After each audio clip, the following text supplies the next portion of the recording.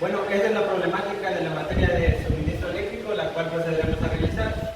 Y dice que tenemos que realizar el diseño del almacén y de las luminarias. Como podemos ver, estas son las fluctuaciones lumínicas de cada una de las luminarias que hemos puesto.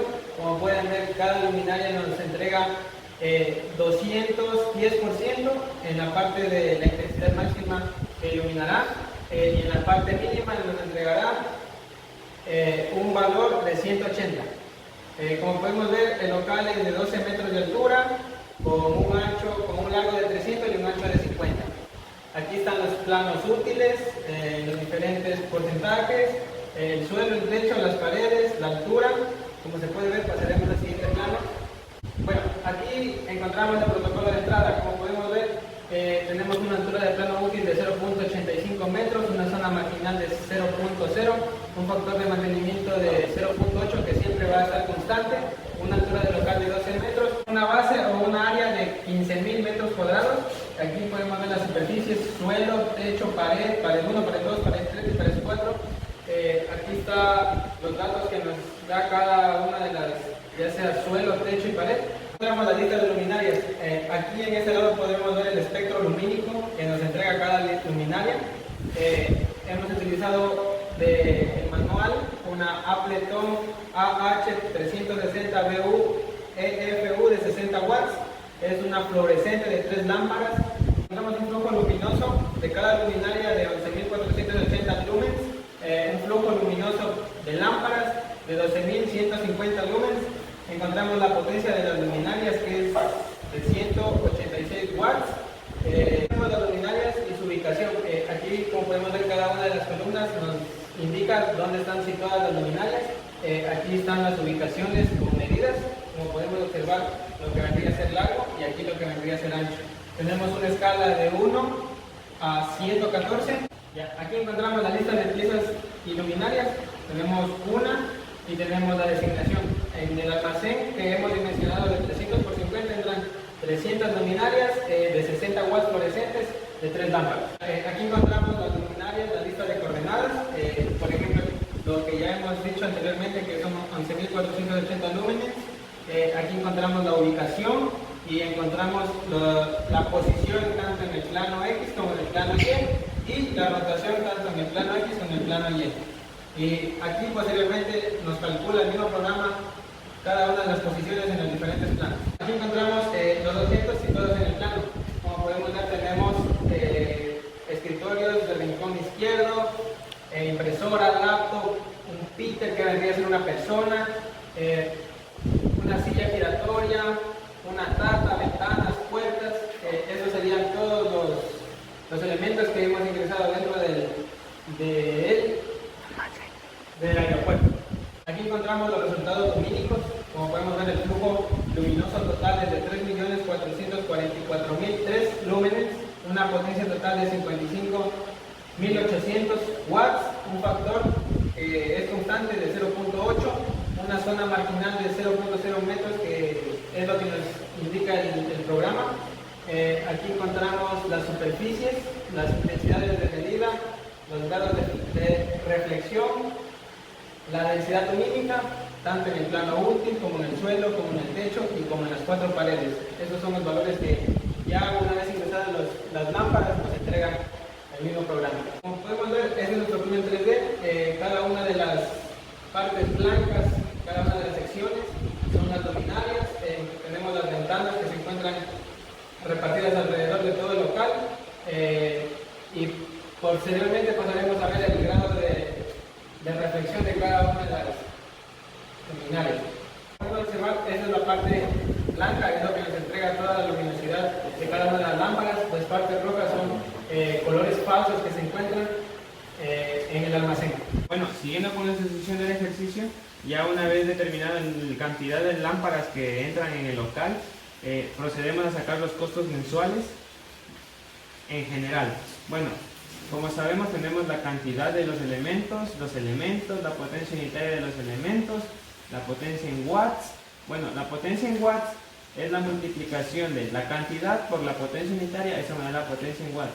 Para hacer estos valores más manejables, utilizaremos Lo llevaremos a kilowatts. Una vez teniendo la potencia en kilowatts, la multiplicaremos por las horas diarias de uso, que sería 12 en este caso. Lo multiplicaríamos y me daría un valor de 216 kilowatts hora. Eso es el consumo, dependiendo de las horas diarias de trabajo que esté el equipo. Una vez teniendo kilowatts horas, la procedemos a multiplicar. Una vez teniendo los kilowatts horas, procedemos a multiplicar por 30 para poder sacar el valor de kilowatts horas por mes. Una vez multiplicado ese valor, nos darán las cantidades de kilowatts hora mes. Esto lo multiplicaremos por 0.09, que es el valor normal. No tiene ni subsidio ni nada porque sobrepasa el valor de 130 kilowatts. Una vez obtenido eso, procedemos a multiplicar por 0.9 y nos darán los valores. Al hacer la sumatoria de todos los valores nos dará un valor de 7848.9.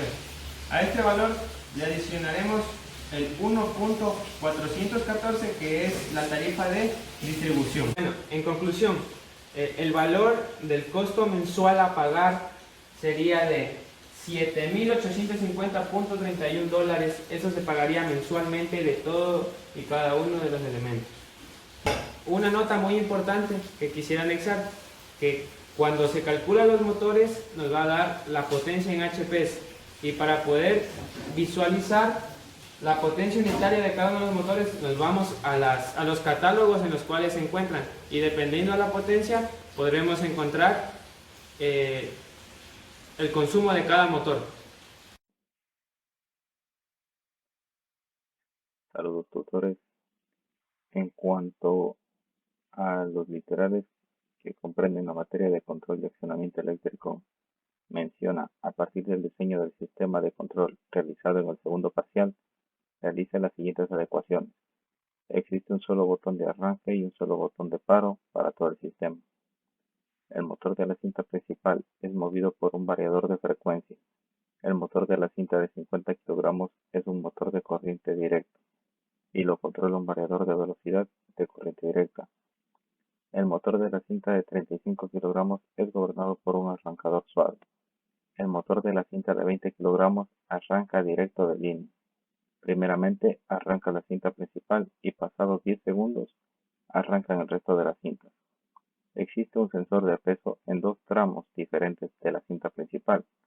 A medida que los paquetes de 20 y 35 kilogramos van pasando por encima del sensor, se activa un actuador que empuja el paquete a la cinta correspondiente.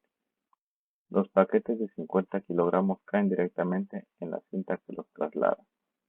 Debe mostrar la parametrización de los variadores, explicando los tiempos de aceleración y desaceleración en los casos correspondientes. A continuación lo explicaremos en la simulación de Calisim. Continuando con la parte de simulación, tenemos la alimentación trifásica. Tenemos un disyuntor principal, el variador de frecuencia para el motor de 50 kilogramos de corriente alterna, los dos, un relé térmico principal. Tenemos un motor de corriente continua o corriente directa con su respectivo variador de corriente directa alimentado por una línea trifásica, un arrancador suave para el motor destinado de 35 kilogramos y el motor de 20 kilogramos que va a tener un arranque directo de línea. En el circuito de mando tenemos lo que es un relé térmico principal, una luz piloto que se va a encender de color rojo en el momento que se active el relé térmico, un botón de parada, un solo botón de parada, un solo botón de inicio. Tenemos un temporizador, el cual después de los 10 segundos activado el encendido del motor principal va a dar paso a que se enciendan los otros motores. Entonces activamos nuestro disyuntor, activamos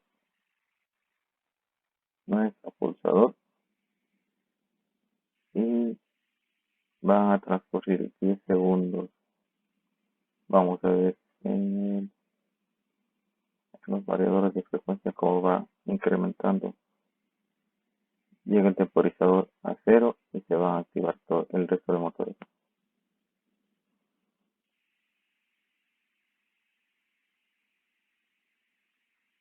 activaron todos los motores restantes.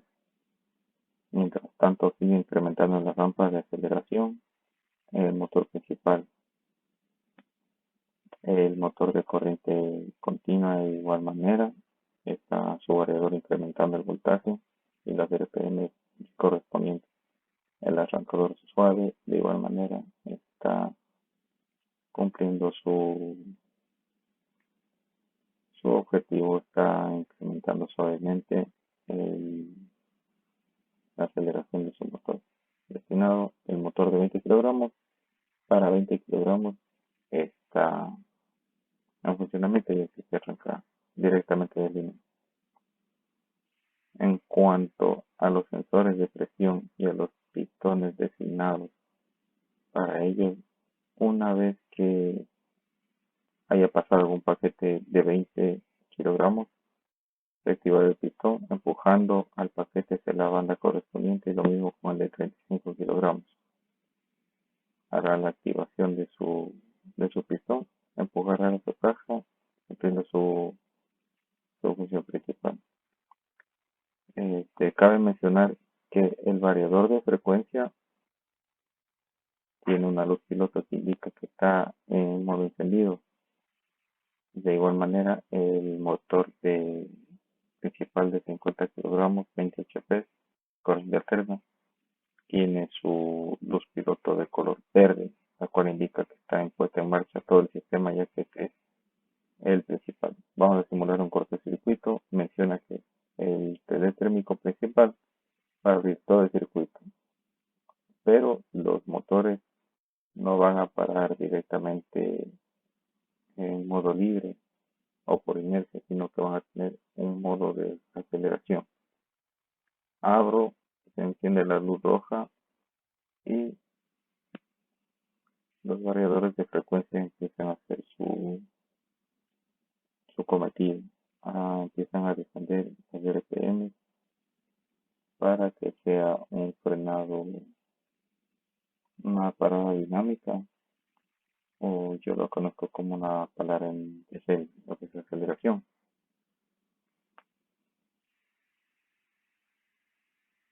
Esto es en cuanto al funcionamiento, mando y control del circuito destinado para la banda de transportación de nuestro aeropuerto.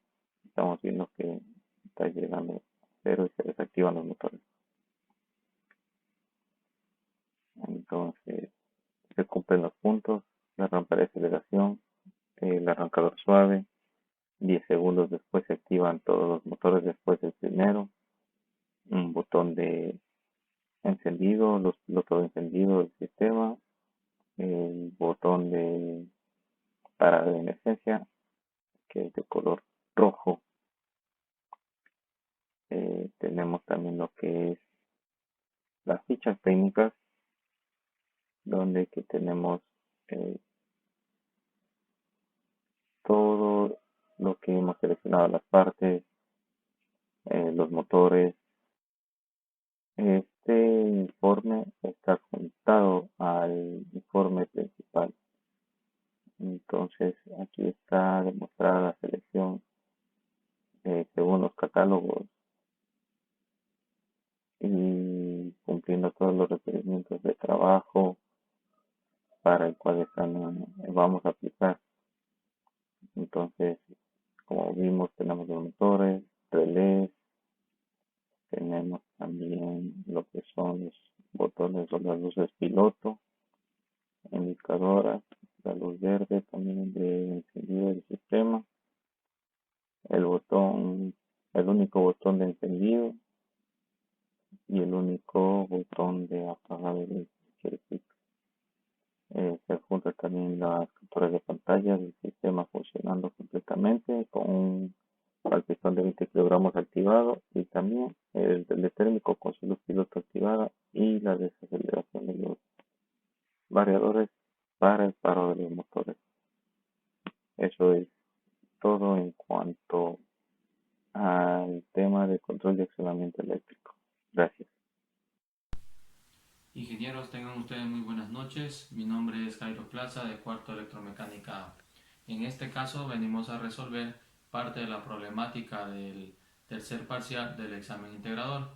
En este momento voy a resolver la parte de la materia de mecánica aplicada, en la cual nos solicita que en base a los motores seleccionados a la carga diseñemos los ejes, los rodamientos y justifiquemos el uso de transmisión que vayamos a utilizar. En este caso puede ser por banda, por transmisión de cadena o combinados. Entonces vamos a seguir con el ejercicio. Como vamos a calcular el motor principal, lo único que nos está pidiendo en consideración es para la línea de 100 metros para del motor principal. Entonces, para este motor de aquí, vamos a calcular que es una banda de 100 metros. Tenemos la maleta, el peso de las maletas. Tenemos el mayor peso, que es de 50 kilogramos, que ese es el que nosotros estamos considerando como el mayor peso. La cantidad de maletas hemos puesto 50 unidades y en un tiempo de recorrido de 15 minutos en todo el trayecto. Entonces empezamos a hacer nuestros cálculos, las 50 maletas en los 15 minutos, y nos va a dar que vamos a tener 3.33 maletas por minuto.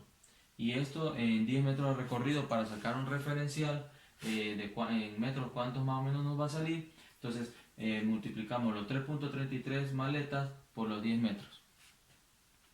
Entonces multiplicamos los 3.33 maletas y le vamos a dar una eficiencia del 30%. Entonces esto nos va a dar 43.29 metros por minutos. Esto aquí tenemos que llevarlo a pie con el fin de poder realizar la eliminación de las unidades más adelante. Entonces nuestra velocidad requerida para este caso va a ser de 141.99 pies por minuto. Entonces vamos a determinar en este momento la capacidad de la carga. Entonces vamos a poner el peso, esto toca llevarlo a una relación de libras-pie con el fin de poder eliminar cada una de las unidades que tenemos más adelante. Bien, con los datos ya calculados que teníamos en la parte de arriba, ¿cuál es el peso de la carga? Va a ser de 33.53 libras-pies. Entonces, como un dato importante, ponemos que ya con los datos calculados en la parte superior se procede a buscar una banda que se apegue a nuestros resultados, una banda transportadora, la cual debe contar con varias especificaciones técnicas. Esta tiene que ser en durabilidad, en vida útil, de fácil mantenimiento y bastante versátil en cuanto a la fricción. En este caso, ya con los datos que vamos calculando poco a poco, vamos ahora a seleccionar la banda. En este caso necesitamos la banda transportadora similar a la que podemos mostrar en la imagen, y para este caso pues hemos hecho algunas investigaciones y hemos elegido la banda transportadora Chiorino 2T12 UO G25HSGP. ¿Sí? Entonces nosotros empezamos a realizar pues las fórmulas que ya nos dan para buscar la potencia. Primero realizamos el cálculo, luego procedemos a realizar la parte del torque, porque es lo que nos va a ir pidiendo en cada una de las fórmulas que nos va solicitando. Procedemos a realizar la parte para buscar el diámetro. Si vamos en esta parte de aquí, esta C que indica aquí a la cuarta, es el diámetro pequeño. En este caso es este diámetro de aquí que nosotros vamos a sacar, ¿sí? Entonces por eso que nosotros tenemos que tener bastante en cuenta cuál de los dos diámetros vamos a trabajar, porque si trabajamos con el diámetro de 7.5 no nos va a dar el resultado. Entonces tenemos que trabajar siempre con el diámetro menor, y este tiene que estar elevado a la cuarta. Cada una de estas unidades pues, de medida van a ser llevadas tal vez a una unidad menor, con el fin de que estas puedan ser simplificadas. Siguiendo con los cálculos, entonces como ya obtuvimos la parte de J, que en esta fórmula de tau máximo nos iba a solicitar para poder dividir todo nuestro resultado, entonces procedemos. Aquí nos aparece una nueva incógnita que es K.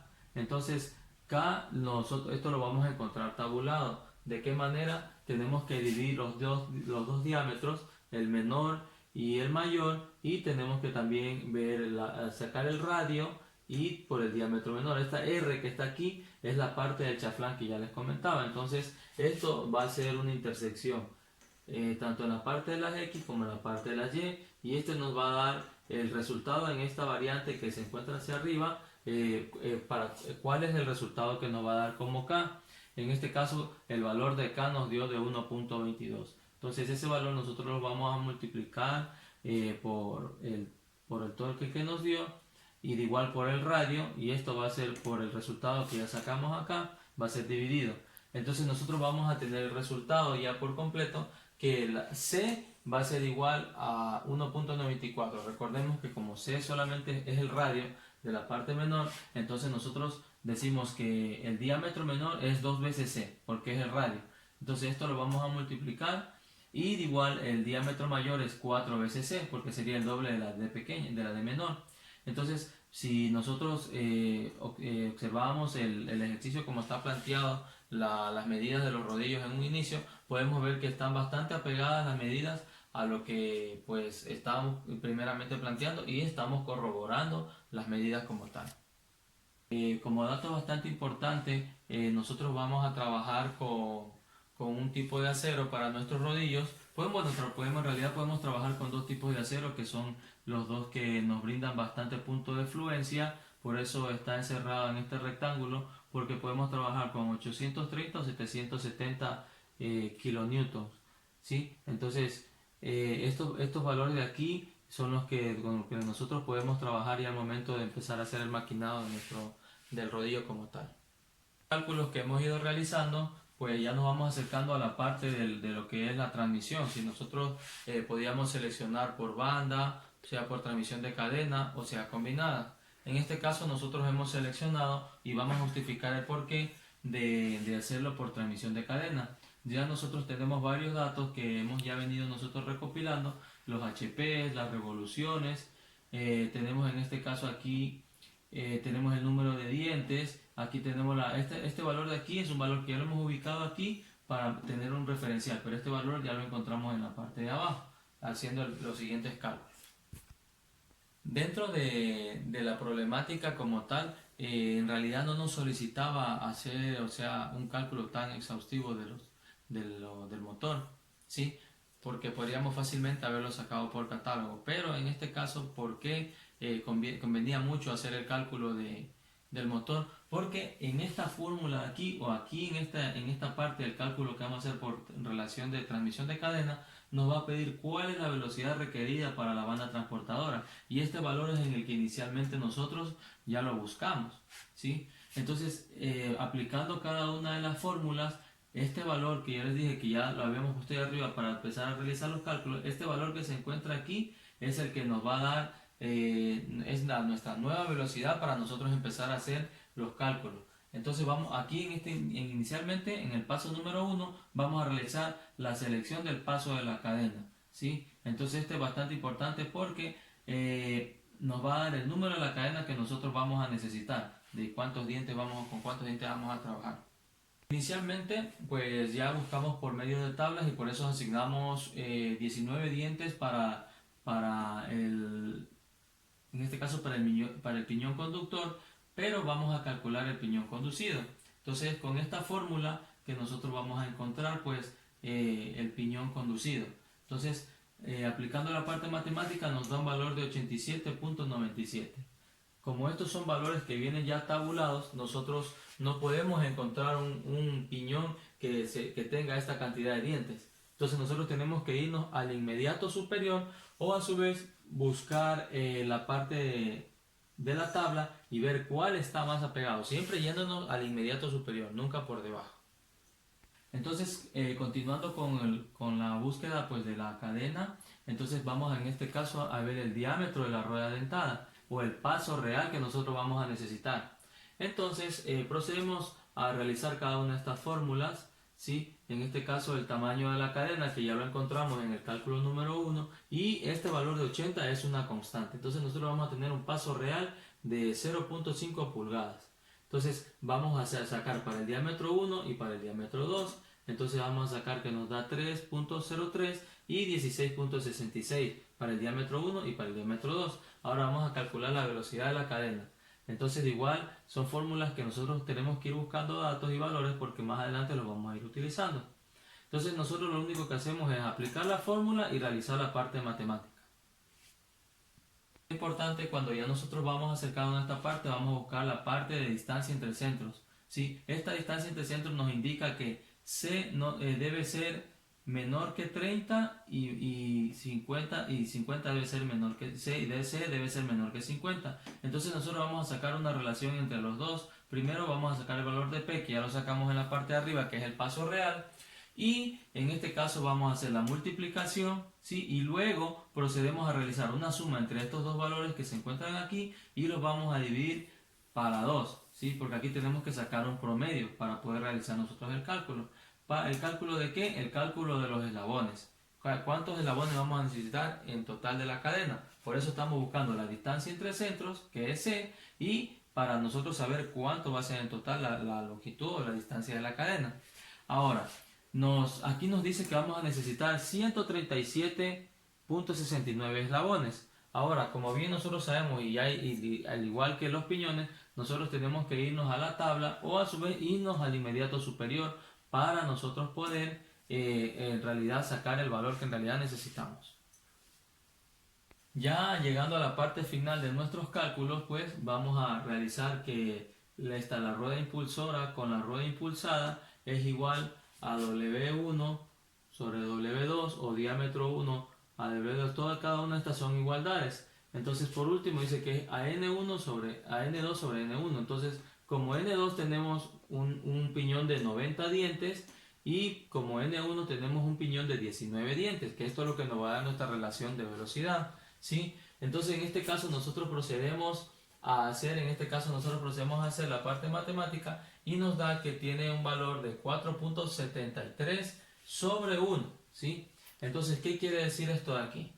Que cuando esta rueda pequeña, la que está pegada al motor, de 4.73 vueltas, recién esta que se encuentra aquí, esta rueda grande, va a dar una vuelta como tal. Entonces la relación que nosotros vamos a tener aquí, en este caso va a ser de fuerza, porque estamos enviando desde el piñón pequeño hacia el piñón grande, que es lo que necesitamos para la cantidad de maletas y la cantidad de peso.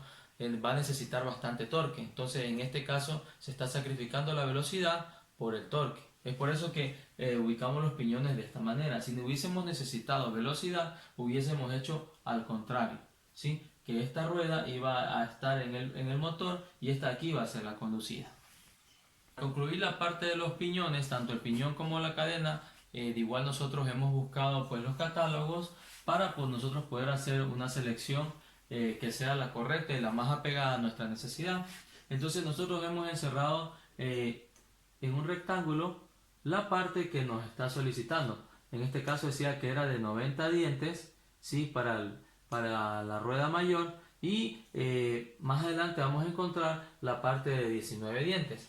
Igual vamos a encontrar la cadena así. Lo que de aquí ya nos queda presentar nada más es la parte de todo lo que son los catálogos.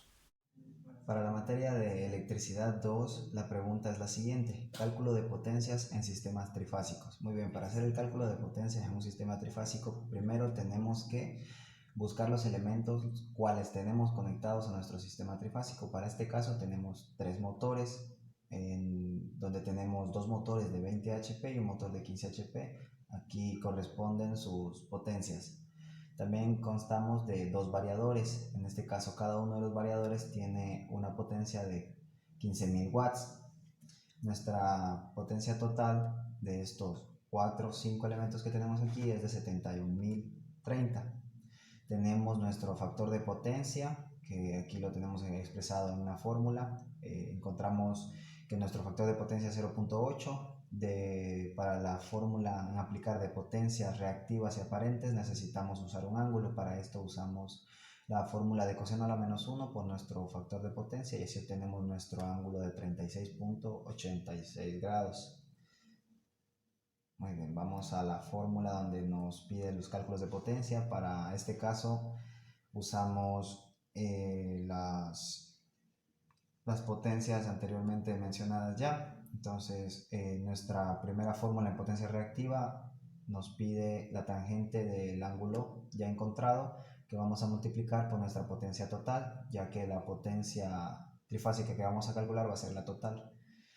Entonces aquí tenemos el resultado en aparente y en reactiva, lo cual no es más que un reemplazo de fórmulas, de datos que ya hemos visto previamente. Tenemos aquí nuestra fórmula para encontrar la potencia en sistemas trifásicos. Para esto necesitamos nuestra intensidad de línea, que es la potencia del transformador, la que vamos a utilizar para este caso. Aquí tenemos una intensidad de línea de 133.78 amperes, ya que nuestro transformador realmente es un transformador muy grande, que es de 55 kVA.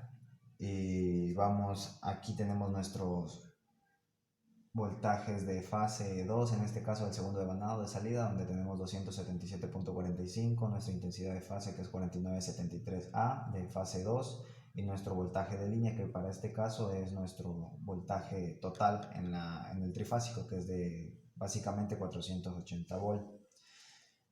Vamos a calcular nuestra potencia en nuestro circuito trifásico.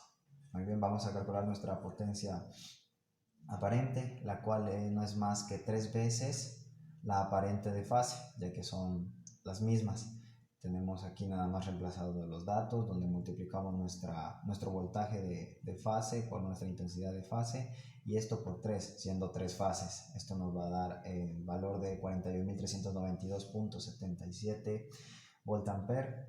Vamos a calcular nuestra potencia reactiva, que no es más que la raíz de 3, que es 1.73 por nuestro voltaje de línea, intensidad de línea, y lo mismo multiplicado por el seno de nuestro ángulo ya hallado. Esto nos va a dar un valor de 66.633.89 bar. Y tenemos nuestra potencia aparente, igualmente expresada en su fórmula y ya calculada. Y para nuestra potencia total, que es lo que nos pide la pregunta de la materia de electricidad, no es más que la raíz de 3 por el voltaje de línea, la intensidad de línea, lo mismo por el coseno de nuestro factor de potencia. Y tenemos que nuestra potencia total en nuestro sistema trifásico es de 111.052.31 watts. Y así es como calculamos la potencia total en el sistema trifásico, y así es como culmina la pregunta de la materia de electricidad 2.